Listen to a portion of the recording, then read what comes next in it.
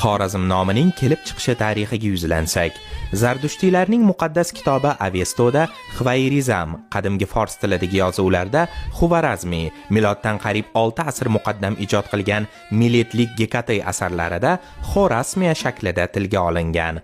Xorazm arabnaviz geograflari asarlarida Xorazmiy tilida Xvarizm shaklida qayd qilingan. O'rta asr geograflaridan Muqaddasiy va Yoqut Hamaviy asarlarda keltirilgan afsonalarda musofirlar tomonidan obod qilingan o'lka Xorazm, ya'ni Xvar go'sht hamda Razm o'tin ma'nolarida kelgan. Shuningdek, Xorazm so'zidagi zmi, zim, zamning yer, o'lka, joy degan ma'noda ekanligiga esa shubha yo'q.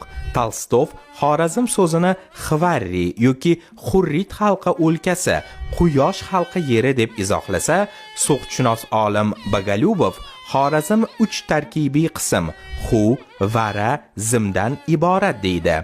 Var yoki vara qadimgi Xorazmiy tilda devor yoki qal'a, xu esa yaxshi, ya'ni yaxshi qal'alari bor diyor degan ma'noni anglatadi.